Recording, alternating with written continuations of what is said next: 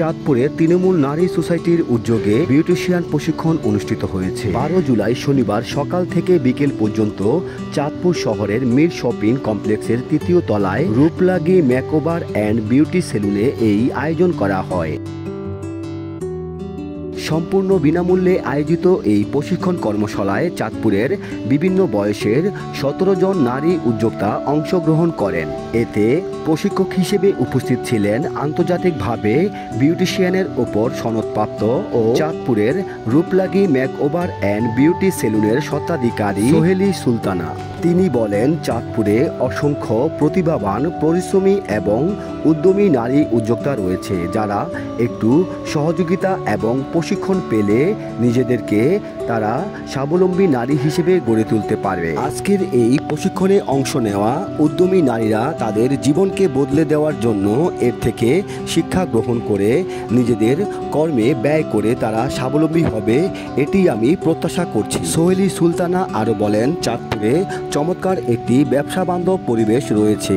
এখানে যে কোনো নারী তারা চাইলে বিউটিশিয়ান শিল্পে অংশগ্রহণ করে নিজেরা স্বাবলম্বী হওয়ার পাশাপাশি অন্য উদ্যমী নারীদেরকেও কর্মসংস্থানের সুযোগ করে দিতে পারে।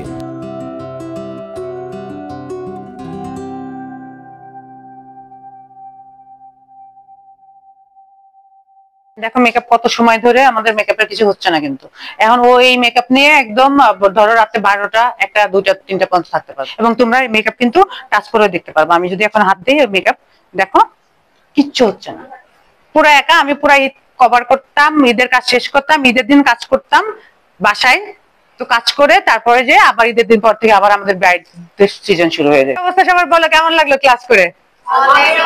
ভালো লাগছে? কিছু শিখতে পারছো? আচ্ছা, কোনো জায়গাতে কোনো কিছু প্রবলেম লাগলে আমাকে কিন্তু এখনো কোশ্চেন করা যেতে পারে যে আপু এটা কি হয়েছে, ওটা কি হয়েছে, তাতে আমি তোমাদেরকে বুঝাইতে পারবো। আর একটু এরকম যদি কোনো কিছু মনে হয় যে এটা আমি বুঝি নাই, সেখানে কোশ্চেন করবা, এটা একটা ব্যাপার। আর একটা হলো কিছু একটা করার ট্রাই করা, কিছু করতে হবে কিন্তু। শুধু সবাই আগায় যেতেছে ওইটা দেখে হবে না। আর এখন ওই যে মানে শুধু পড়ালেখা শিখে না, জবের জন্য ওয়েট করবো যে আমি স্কুলে জব করব, তারপরে হচ্ছে যে আমি কলেজে জব করব।